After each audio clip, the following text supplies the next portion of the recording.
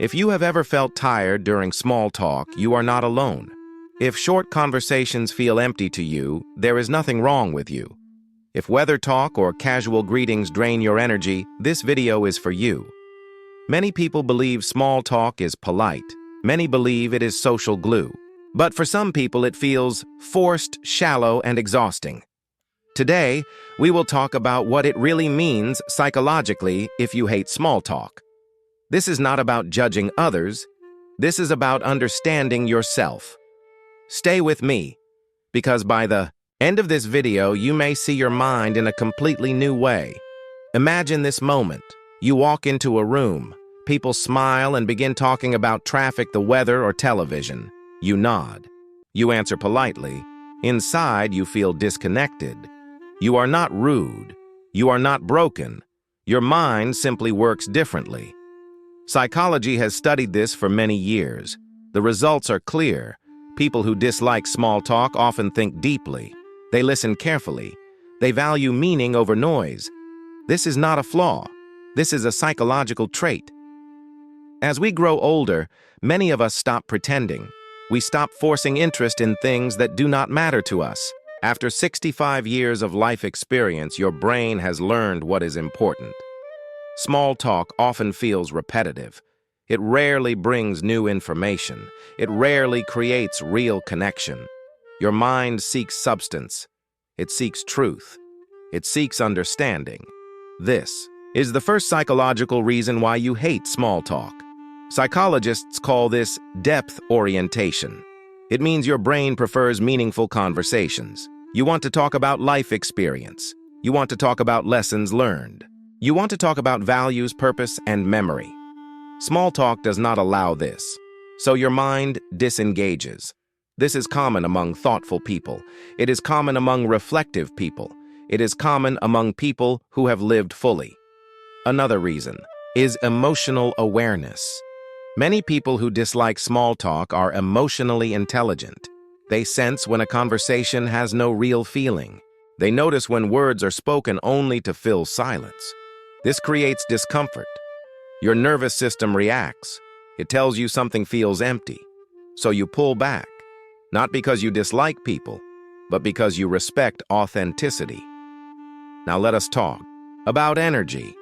As we age, energy becomes valuable. Small talk requires performance. It requires smiling. It requires pretending interest. For some minds, this costs too much energy. Your brain chooses conservation. It prefers silence over false connection. This is psychology, not attitude. There is also a strong link between small talk avoidance and introversion. Introversion is not shyness. It is how the brain processes stimulation. Introverted brains become tired by surface interaction. They recharge through calm and depth. Many people over 65 naturally move toward introversion. Life teaches them to value peace. If this sounds familiar, then your dislike of small talk makes sense. Another psychological factor is honesty. Small talk often involves exaggeration or politeness rituals. People say they are fine when they are not. People pretend interest to be accepted. Your mind may resist this. You prefer truth even if it is quiet. You prefer honesty even if it is simple. This is a sign of integrity. Now let us address a common misunderstanding. Disliking small talk does not mean you are antisocial. It means you are selective. It means you choose quality over quantity. You can enjoy long conversations. You can enjoy deep listening. You can enjoy meaningful laughter. You just do not enjoy noise.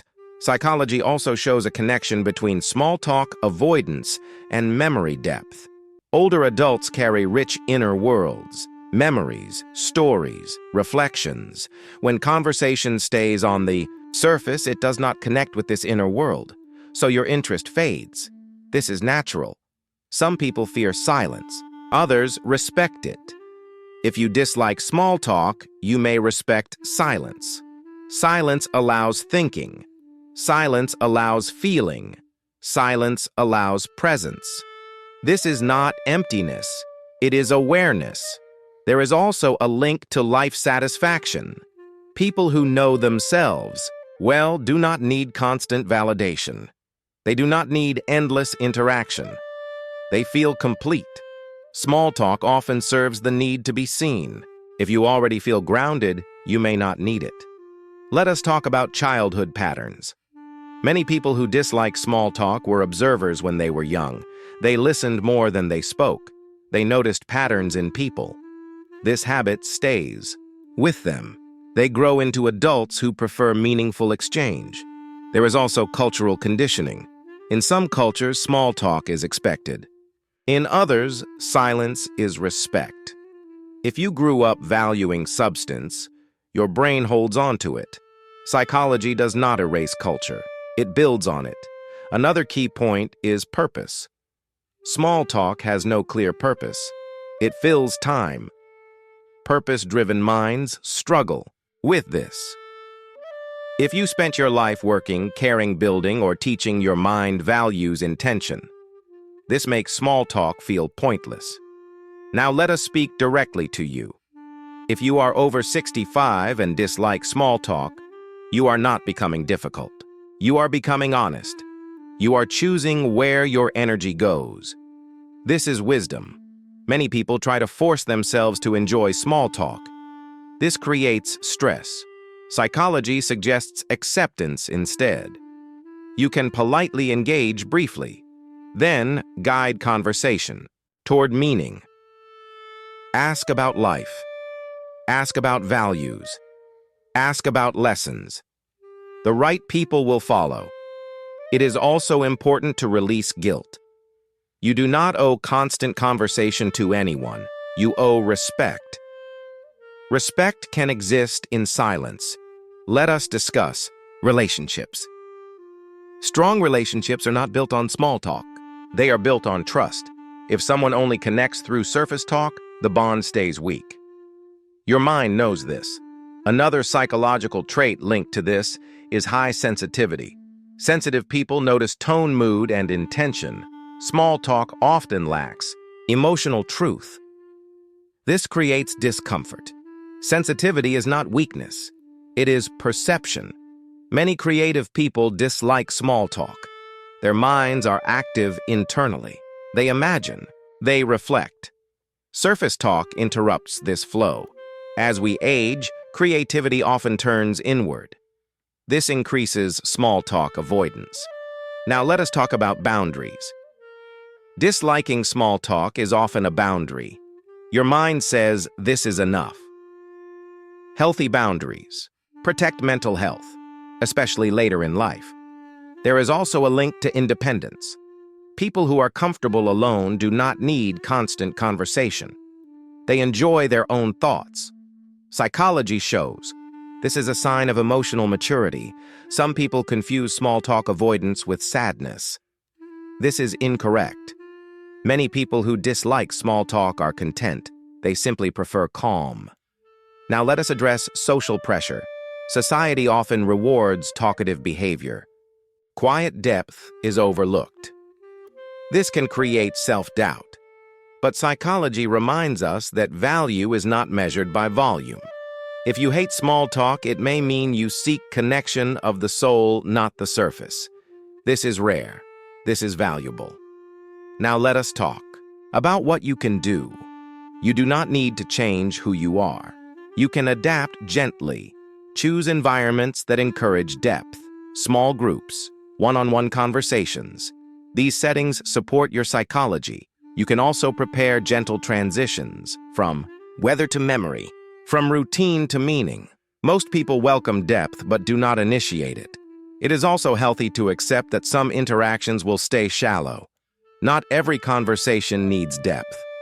Acceptance reduces frustration. Now let us reflect.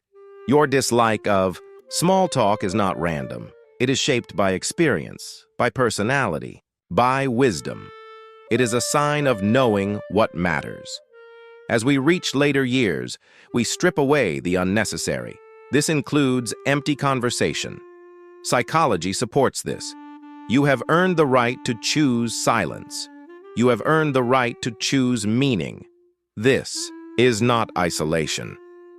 This is clarity. If this message resonates with you, then you are not alone. Many thoughtful people feel the same way. They simply do not speak about it. Before we end, let me ask you something.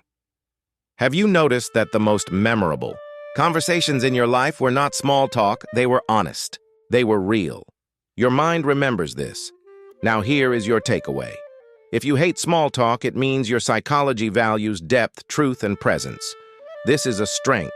If this video helped you understand yourself, please take one small action, like this video, so more people find it.